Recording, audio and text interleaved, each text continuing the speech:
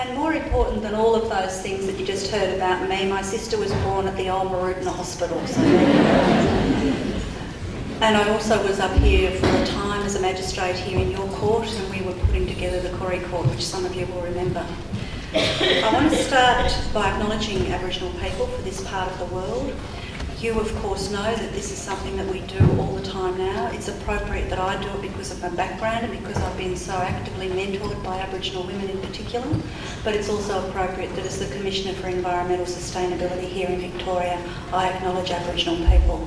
Everywhere that we've put our feet in this part of the world, Aboriginal people put their feet first. Everywhere where we've sat and reflected or looked at the Goulburn flowing past, Aboriginal people did it before us. I acknowledge them and I pay my respects. I also want to say here tonight, though, that I want to acknowledge all of you. It isn't a rainy night out there, so I can't say you've come through the sleet and the rain and those chill winds that I remember as a shepherd and kid, but I want to acknowledge all of you for being here. When this committee started thinking about tonight, I know that they agonised about the numbers, and I know that they wondered whether this hall would be filled, and we actually talked about trying to make sure that people sat at the front and not at the back. We haven't had to worry about that tonight because you're here, and you're here because you know that what we're doing tonight is embarking on an important part of the conversation about the opportunities as well as the difficulties that confront us about environment and in particular climate change. So having acknowledged the First Nations, let me acknowledge all of you, those who've come here tonight and who are part of this community, this region, and who care about it passionately, because I know you do. I also want to acknowledge the committee, and this committee is not a committee of ratbags, and you will know some of them, you probably know many of them. It includes Robert McLean, who you know as the former news editor here. It includes John Pettigrew, who's a horticulturalist, a farmer, and a member of the International Climate Reality Project. It includes Terry Court, who's an engineer and a person who's enthusiastic about Tatura. It includes Bill Winters, who's here about community support and who's a development worker.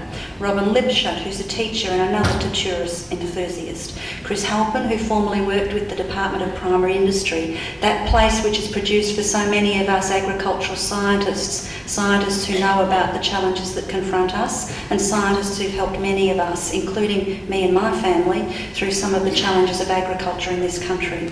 Greg McKenzie was also and is a member of this committee here from the City of Greater Shepparton as the Acting Manager of Environmental Development. And Greg, thank you for the support you've always given my office and the community about these issues. Jan Maud, who's a retired businesswoman, is here. Key player in the development of the Ardmona Kidstown complex, many of you will know her. Ian Caldwell, who you just heard from, Word and Mouth Executive Officer, and who I know as a person passionately committed to why local matters matter in these sorts of conversations. Tracy Taylor from the Golden Broken Greenhouse Alliance as their representative. Tracy also has been really instrumental in helping my office talk to people in the regions, and we've had some wonderful discussions with her about community development, community participation, making sure that this stuff isn't top down but bottom up and everything in between. Tracy, I acknowledge you. Jeff Lodge is also here from the GV Community Energy. He's the CEO and he's a member of this committee. This committee is a committee that represents you. It represents business, it represents agriculture, it represents people who care about community and are passionate about this part of the world. I've also been asked by the committee to acknowledge the ushers, so thank you to all of those young people who are here today and who have in fact ushered many of you to your seats from word of mouth. Thank you for your assistance, support and for giving up your evening, which you might prefer to be doing other things in. Also, as you've come into this hall, you've walked past the stalls. Those stalls and the car out the front are here on people's spare time. It's not something that they're being paid for, and those stalls represent people's commitment to informing all of us, not in a patronising way, but making sure we're taken along on the conversation about sustainability, climate change and all the challenges attendant upon that. You would have walked past, for instance, the stall about the Carbon Farming Initiative, and I particularly want to acknowledge the Goulburn Broken CMA's Regional Land Care Facilitator, Charlie Sexton, for his assistance in relation to that. You, of course, all know about the Carbon Farming Initiative, and if you don't, Charlie might be a person to talk to. Which brings me, of course, to the evening, and it brings me to these speakers, these wonderful people who are here tonight to take us through some of the discussions, some of the challenges, some of their experiences and the way they understand the community's responses to them. What we propose to do is this. Each of them will talk for 20 minutes, and when they've finished talking, we will have what we describe as a community forum, and I'd really urge all of you to start thinking about your observations, questions or commentaries. Please do so now. I propose telling you about each of the speakers right now and then introducing them in order of Anna first, then Veena and then Rob. But each of them will now be introduced, and that will save me doing it and breaking the flow of what they say as we're here tonight. So let me start with Anna. Anna Rose is an Australian author. She's an activist and environmentalist, and she first became involved in climate change as a campaigner after her grandparents' farm in north and west New South Wales was severely affected by drought. She's the co-founder of the Australian Youth Climate Coalition, a really active bundle of great young people who care about these issues and work to assist us to understand what to do about them. It's now one of Australia's largest youth organisations with over 70,000 members. She's also a former Environment Minister's Joint Young Environmentalists of the Year, which recognises her achievements and her contribution. Anna's perceptive, she's passionate, she's determined, and perhaps most well known for taking high-profile climate sceptic former Finance Minister Nick Minchin on a journey around the world with the goal of helping him accept the science of climate change. The ABC documentary called I Can Change Your Mind on Climate Change was aired in April 2012, and it was followed by a Q&A special on the ABC with billionaire mining magnate Clive Palmer, another Queenslander let me say, and other guests.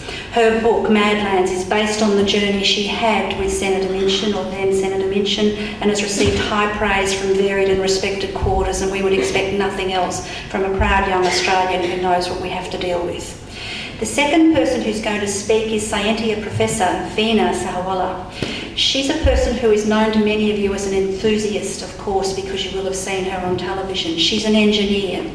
Tonight, she's here to talk to us. She's one of the world's leading innovators in the field of sustainable materials use, and she's an international award-winning scientist and engineer. And she will have already spoken to some of you about waste reclamation and has told me those conversations have been enlivening even now. She's described as a true alchemist of the 21st century. She's passionate about mining the mountains of rubbish and waste materials produced by modern society, and about finding ways to reuse them in industrial processes or to create new goods, creating what we in my office call the co-benefits, the economic and environmental co-benefits of what we can do if we're thoughtful, purposeful and apply ourselves. As Australians, we know we can do it. Her research has resulted in the invention of a world-first environmentally friendly process for recycling end-of-life plastics and rubber in steel making, and it's already prevented more than 1.5 million tyres from ending up in landfill. Veena has many international and Australian honours, awards and prizes, and these include the Bankshire Environmental Foundation's 2012 GE Eco Innovation Award for Individual Excellence, the top prize in the 2012 Innovation Challenge Awards run by the Australian, and the 2011 National Nokia Business Innovation Award at the Telstra Business Women's Awards. She's the Director of the Centre for Sustainable Materials Research and Technology and an Australian Research Council Future Fellow at the University of New South Wales in Sydney, and she's come from there overnight to be here with us. Finally, our third speaker will be Rob Gell, who many of you will know from television and from the weather forecast, but he's infinitely more than that. He's infinitely more than the person who brought us the four-day prognostication. He's a coastal geomorphologist by training, and he began his career as an academic teaching environmental science and physical geography at Melbourne State College and Melbourne University. And then for more than 30 years, he presented that television weather to all of us.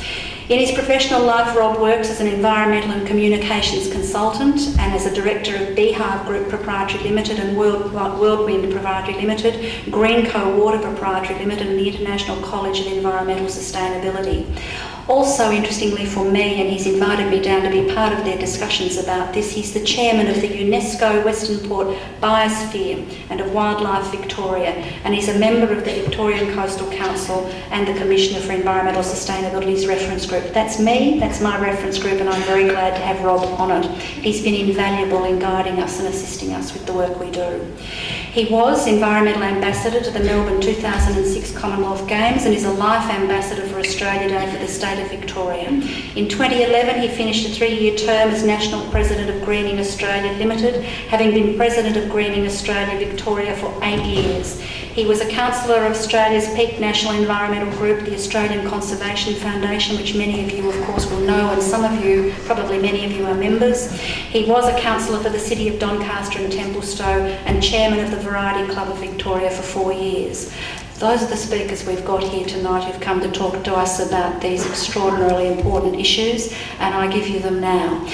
We propose to start with Anna, and before Anna actually comes to the podium there'll be a short video played, so we might just start with the video, and then Anna, the floor is yours for 20 minutes. Thank you.